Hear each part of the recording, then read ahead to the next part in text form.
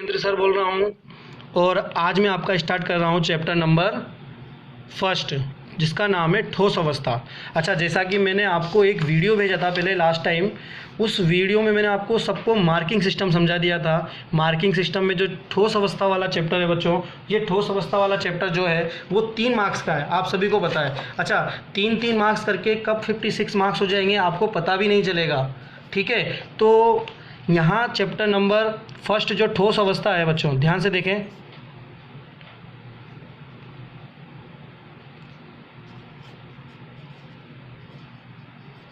ठोस अवस्था। अच्छा, कोई भी बच्चे घबराना नहीं है, मैं वीडियो वगैरह सब सेंड कर दूंगा इसका बाद में भी।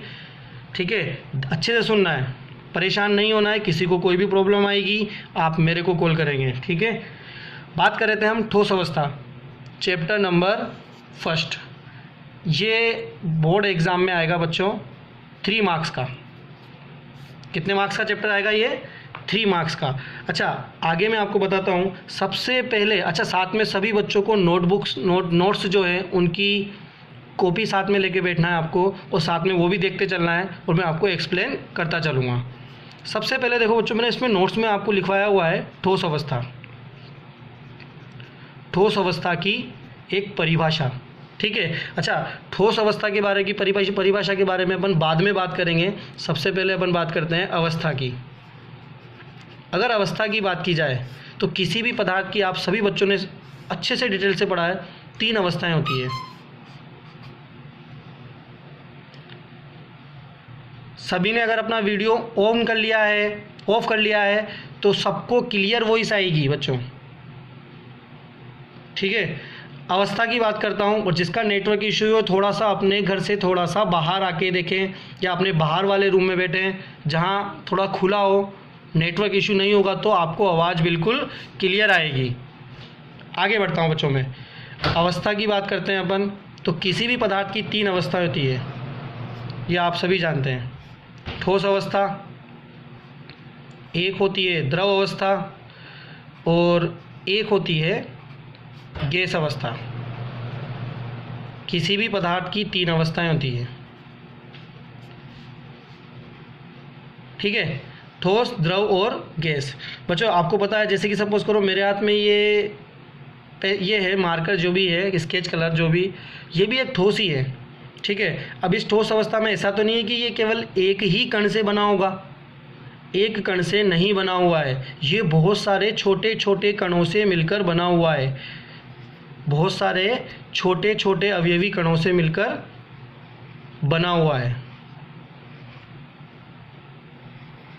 और ये अवयवी कण एक दूसरे के क्या होते हैं? बिल्कुल पास पास होते हैं। जैसा कि देखो मैं मेंशन कर रहा हूँ या बना रहा हूँ, ये अवयवी कण बिल्कुल एक दूसरे के सटीक एकदम पास पास होते हैं। ठीक है, जबकि द्रव अवस्था में आप सभी जानते हो ये अवयवी कण क्या होते हैं? थोड़े दूर दूर होते हैं बच्चों। जबकि गैस अवस्था में ये अवयवी कण बहुत दूर दूर होते हैं।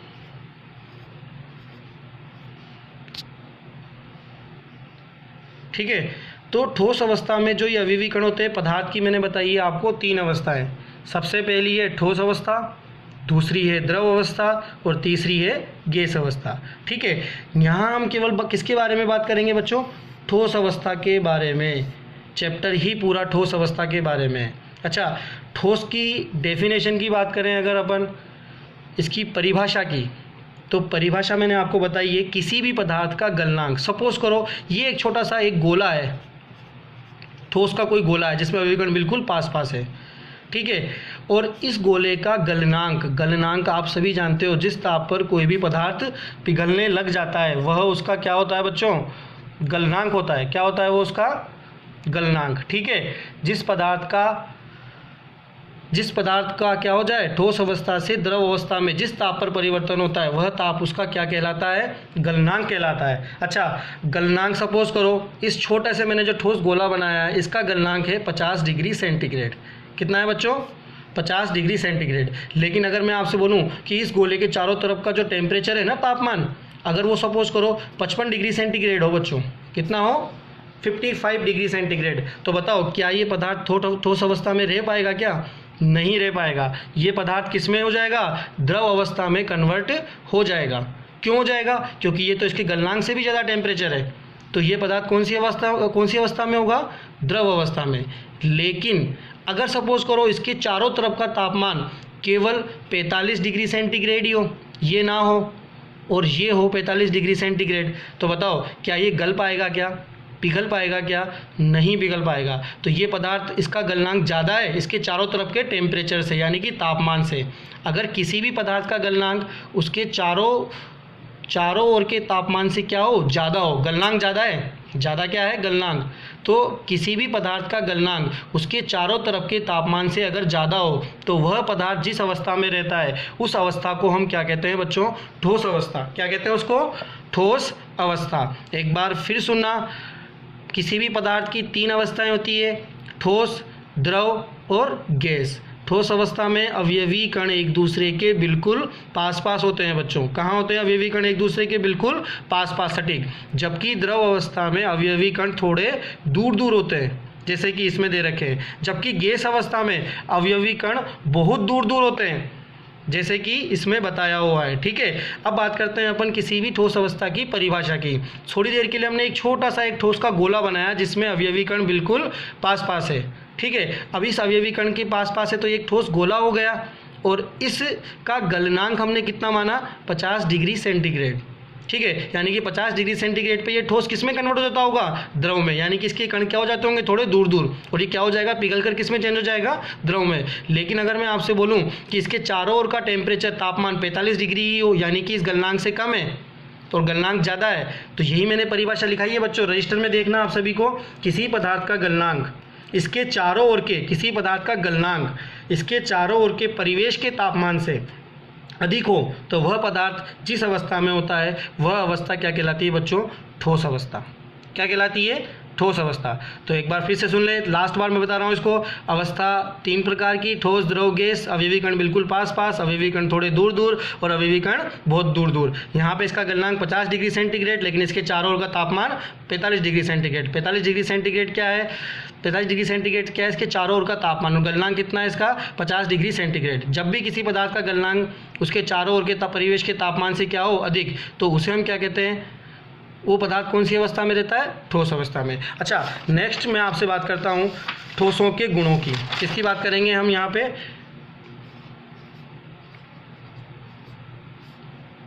ठोसों के गुणों की। अगर ठोसों की गुणों की हम बात करते हैं तो ध्यान से देखना बच्चों।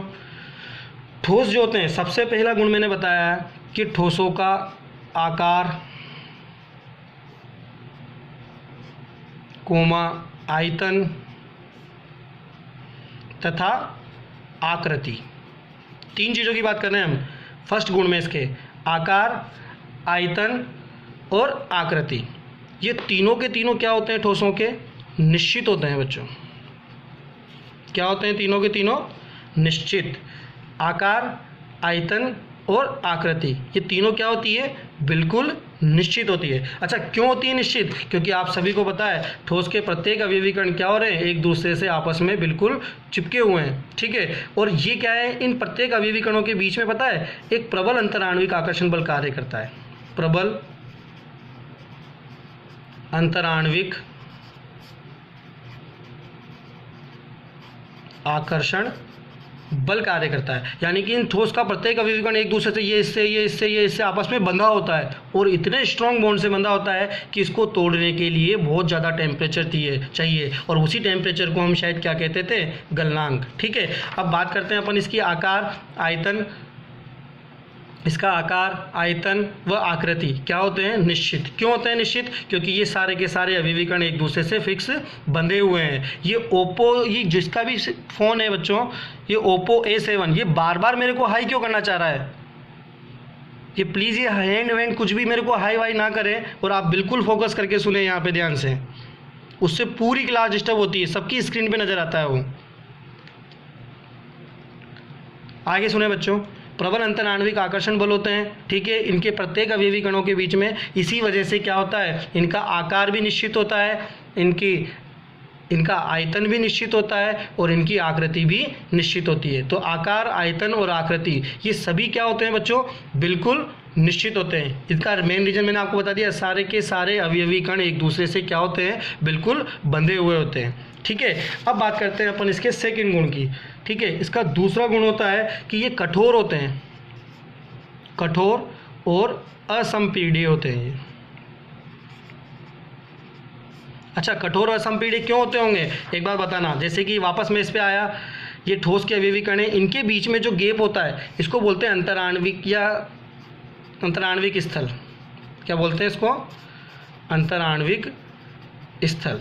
और ये कैसा होता है, बिल्कुल जीरो होता है बच्चों, बिल्कुल कम है। देखो बीच में प्रत्येक अवयवी कण के बीच में जो छोटा छोटा गैप है ना, ये बिल्कुल बारीक बारीक सा गैप, ये बिल्कुल क्या होता है, जीरो। अब एक बार बताना, ये गैप है ही नहीं तो क्या हम इसको दबा सकते हैं, क्या नहीं दबा सकते। यानी कि ये कैसे होते हैं, असंपीड्य। असंपीड्य का मतलब क्या होता है, इनको दबाया नहीं जा सकता। और जिनको दबा नहीं सकते यानी कि वो कैसे हैं, कठोर होते हैं। यानी कि ठोस कैसे होते हैं बच्चों, कठोर, क्योंकि इनके प्रत्येक अवयवी कण एक दूसरे के क्या होते हैं, बिल्कुल पास पास होते हैं। ठीक है, अच्छा नेक्स्ट हम बात करते हैं इसके तीसरे गुण की। तीसरा गुण है कि इनका घनत्व कैसा होता है बच्चों, उच्च होता है। अब घनत्व उच्च क्यों होगा, घनत्व का मतलब है कि एक निश्चित एरिया में, जैसे कि ये एरिया निश्चित कर दिया मैंने, अब निश्चित एरिया में बताओ सबसे ज़्यादा अवयवी कण आएंगे कि नहीं आएंगे। और क्यों आएंगे सबसे ज़्यादा अवयवी कण, क्योंकि ये सभी अवयवी कण क्या होते हैं, एक दूसरे के बिल्कुल पास पास होते हैं। और इसी पास पास होने के कारण ज़्यादा से ज़्यादा अवयवी कण अगर एक कम से कम एरिया में आएंगे तो बताओ घनत्व इनका उच्च होगा कि नहीं होगा। क्योंकि घनत्व का मतलब यही तो होता है एक निश्चित एरिया में या निश्चित क्षेत्र में उपस्थित कणों की संख्या। और ठोस में क्या होते हैं, कण बिल्कुल पास पास होने के कारण द्रव और गैस अवस्था की तुलना में इनका घनत्व कैसा होता है, उच्च होता है। नेक्स्ट हम बात करते हैं इसके फोर्थ गुण की। इनका गलनांक भी अति उच्च होता है। गलनांक कैसा होता है इनका, उच्च।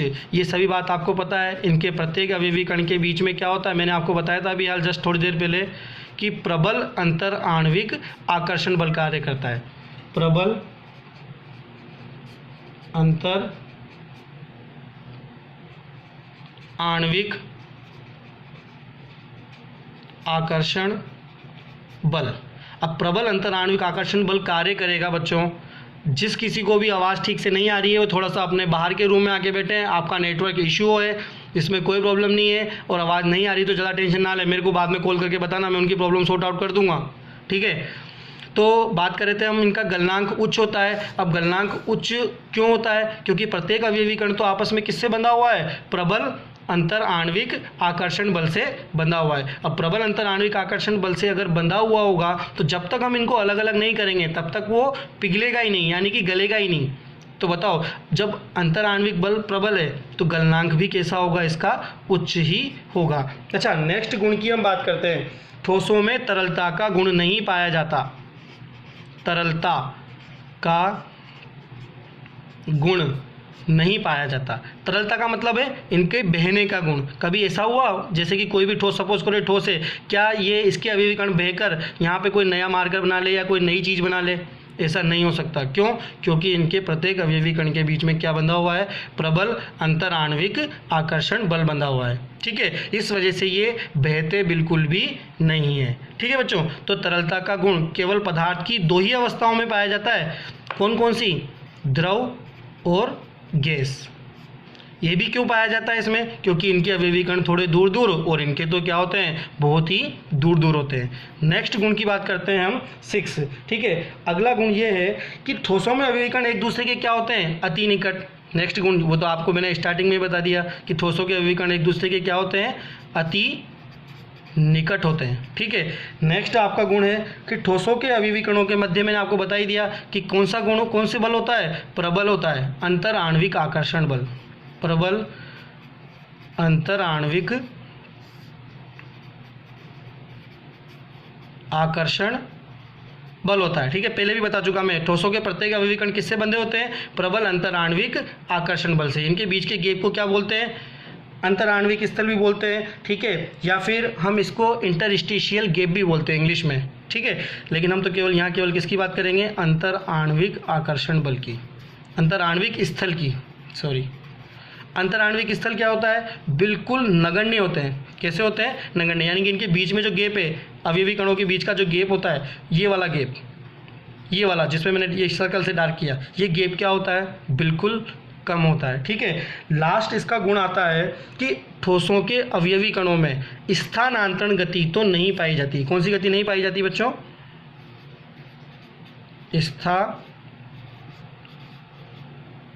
स्थानांतरण गति नहीं पाई जाती। स्थानांतरण गति तो नहीं पाई जाती, लेकिन बच्चों कंपन गति पाई जाती है। कौन सी गति पाई जाती है, कंपन गति। ये कैसे होता है पॉसिबल, इसको ध्यान से देखना। मैं यहाँ थोड़ा सा एक्सप्लेन करता हूँ इसको। ठोसों में अवयवी कण क्या होते हैं, एक दूसरे से बिल्कुल स्ट्रांगली या प्रबल अंतराण्विक बल से बंधे होते हैं।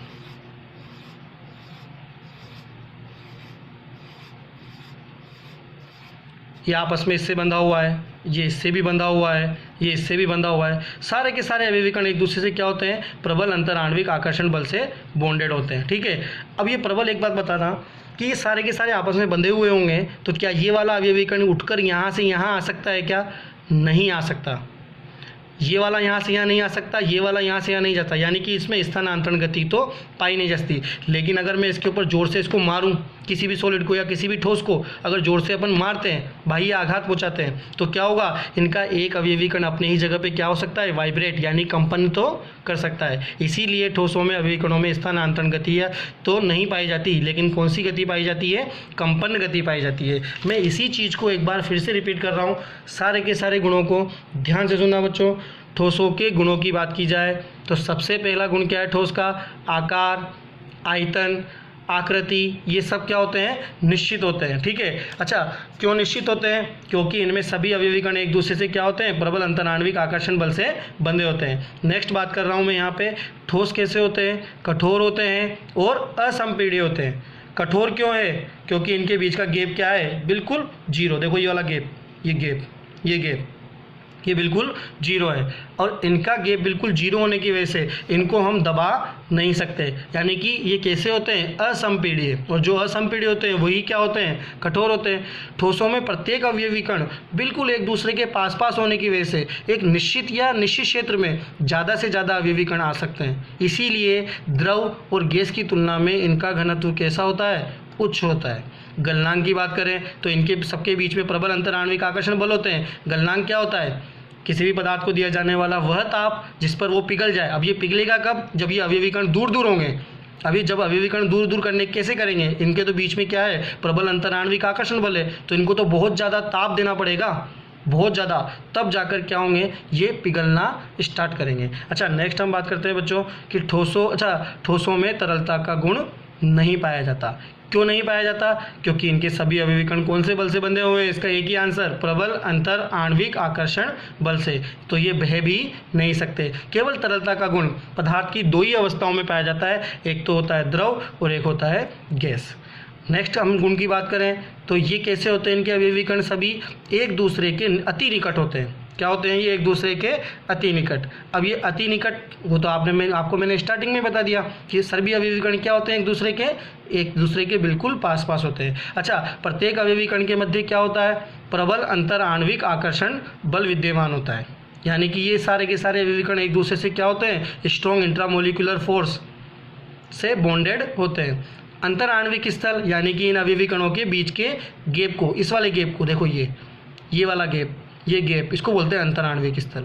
ठीक है, ये अंतराण्विक स्थल क्या होते हैं, बिल्कुल नगण्य होते हैं। अच्छा, ठोसों के अवयवी कण आपस में बंधे हुए होते हैं, तो ऐसा तो है नहीं कि ये अवयवी कण उठ के यहाँ आ जाएगा या फिर ये वाला उठ के यहाँ चला जाएगा, इसीलिए इनमें स्थानांतरण गति तो नहीं पाई जाती। लेकिन अगर मैं इसको जोर से मारूँ एक, ठीक है, जोर से मारने से क्या होगा, इसका अवयवी कण अपने ही स्थान पर क्या करेगा, कंपन गति करेगा। क्या करेगा, कंपन गति। तो ये तो रही बात बच्चों किसकी, ठोसों के गुणों की। आकार, आयतन, आकृति सब कुछ निश्चित है, कठोर भी है, असंपीड्य भी है, घनत्व उच्च भी है, गलनांक भी उच्च है। तरलता का गुण इनमें नहीं पाया जाता, केवल तरलता का गुण पदार्थ की दो ही अवस्था, द्रव या गैस में पाया जाता है। इनके अवयवी कण यानी कि छोटे छोटे पार्टिकल से मिलकर बनता है प्रत्येक सॉलिड। इनके अवयवी कण क्या होते हैं, एक दूसरे के अति निकट होते हैं। इनके अवयवी कणों के मध्य क्या पाया जाता है, अंतर आणविक आकर्षण बल पाया जाता है। वो भी कैसा होता है, स्ट्रॉन्ग, प्रबल होता है। अंतराण्विक स्थल कैसे होते हैं इनके? नगण्य। अच्छा, स्थानांतरण गति इनमें नहीं पाई जाती। केवल कौन सी गति पाई जाती है बच्चों? कंपन गति पाई जाती है। अच्छा, नेक्स्ट मैं आपसे बात करता हूँ इनके प्रकार की। किसकी बात कर रहा हूँ मैं? नेक्स्ट इनके प्रकार की। तो ध्यान से देखना बच्चों, प्रकार के बारे में बात करते हैं फिलहाल अपन। ठोसों के प्रकार।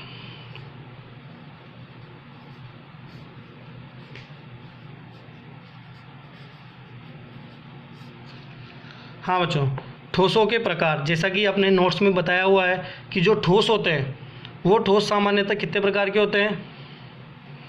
2 प्रकार के। एक तो होता है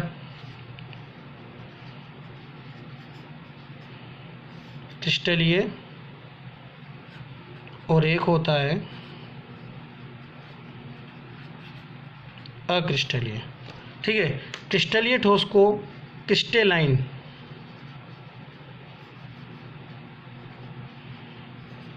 और अक्रिस्टलीय को अमोर्फस सॉलिड भी कहते हैं। अच्छा, बात करेंगे फिलहाल केवल हम यहाँ पे इसकी बात हम बाद में करते हैं। फिलहाल हम किसकी बात करेंगे? क्रिस्टलीय ठोस की, क्रिस्टेलाइन सॉलिड की। क्रिस्टेलाइन सॉलिड एक जर्मन शब्द है बच्चों, क्रिस्टेलोज। कौन सा शब्द है? जर्मन शब्द क्रिस्टेलोज, जिसका हिंदी में अर्थ होता है स्वच्छ बर्फ। स्वच्छ बर्फ, ठीक है। और क्रिस्टेलाइन जो होता है, क्रिस्टेलाइंस का मतलब होता है लाइक क्रिस्टेलोज, लाइक क्रिस्टेलोज,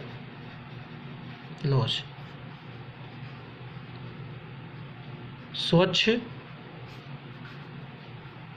बर्फ के समान। अब आपको पता है स्वच्छ बर्फ में क्या होता है?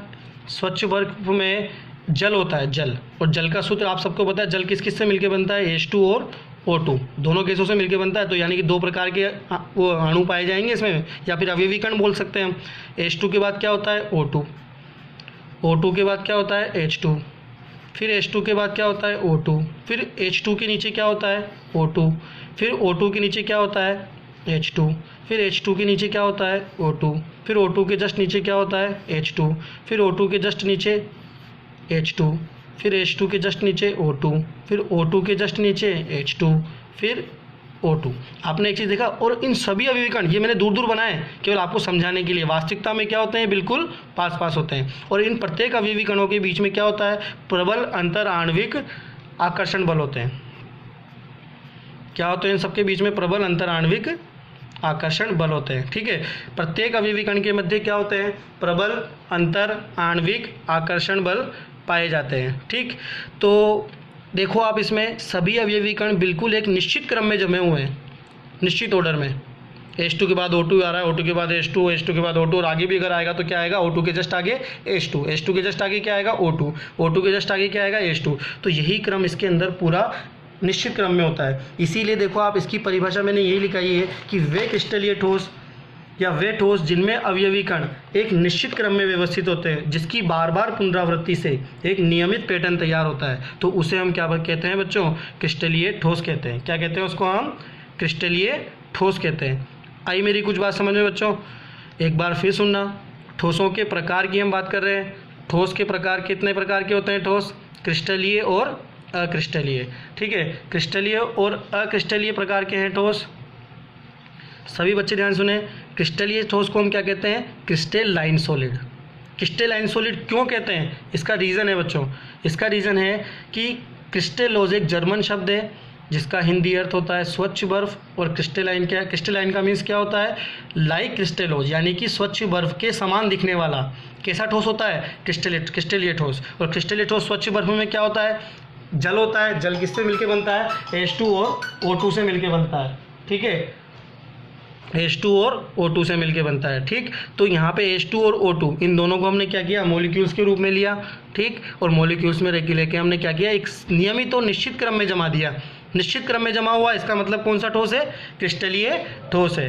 ओके, तो आगे हम बात करेंगे बच्चों इसके गुणों की, लेकिन इसके गुण के लिए आज हमारे पास टाइम कंप्लीट होने वाला है, लेकिन हम गुण यहाँ पे नहीं पढ़ सकते। तो बच्चों मैं आपसे यही बोलूँगा कि कल से आप प्लीज़ ये जो भी बच्चे अपने बीच बीच में ये कोई हाई कर रहा है, कोई क्या कर रहा है, प्लीज़ ऐसा ना करें। इससे पूरी क्लास डिस्टर्बेंस होती है और पूरी क्लास को इसमें देखना पड़ता है कि यार किसका है आया, किसका ये आया। और अच्छा, आप सभी की ऑडियो तो मैं क्लोज कर यहाँ से बिल्कुल पैक कर सकता हूँ, लेकिन आप सभी को अपनी वीडियो क्या करनी है, ऑटोमेटिकली अपने वहीं से नीचे एक आपका ऑप्शन दिया हुआ है, देखो आप स्टॉप वीडियो, नीचे की तरफ वाला करना, ऊपर से मत कर देना बच्चों। आपके इसमें स्क्रीन पे टच करते ही आपको एक नीचे स्क्रीन पे नज़र आएगा स्टॉप वीडियो, आपको ये स्टॉप वीडियो क्या कर देना है, बंद कर देना है। आपको अपना ये स्टॉप वीडियो बंद कर देना है, ठीक है बच्चों। ये मेरी बात है आपसे, कल से आप यही करें। और फिक्स राइट, आप देखो अभी भी आलिया ने अपना ये वो वीडियो ऑन कर रखा है, बहुत सारे बच्चों ने, मुझे नज़र आ जाता है। एक योगेश है, योगेश बोल रहा है मेरे से कि आवाज़ नहीं आ रही है, उसने अपना वीडियो ऑन कर रखा है, इसलिए उसको आवाज़ ठीक से नहीं आ रही है, ठीक है। अच्छा, इसके अलावा जिन बच्चों ने भी वीडियो ऑन कर रखे हैं उनको प्रॉब्लम आ सकती है, क्योंकि नेट की कनेक्टिविटी बच्चों इतनी सुपर नहीं होती है, ठीक है। बहुत सी जगह नेटवर्क इशू होता है, तो उस इशू को ख़त्म करने के लिए हमें क्या करना पड़ेगा बच्चों, ख़त्म करने के लिए हमारा वीडियो और ऑडियो बंद करना पड़ेगा। आप केवल मेरा ऑडियो और मेरा वीडियो सुने, ठीक है बच्चों। तो आज के लिए मैं इतना ही पढ़ाऊँगा, कल मैं इस चीज़ को वापस से रिपीट करूँगा और इसको मैं आगे बढ़ा दूँगा, ठीक है बच्चों। बहुत बहुत थैंक यू। आपको जैसा भी लगा हो वीडियो देख के, आप प्लीज़ मुझे कमेंट करें मेरे इसमें व्हाट्सएप पे पर्सनल मैसेज करके। थैंक यू बच्चों।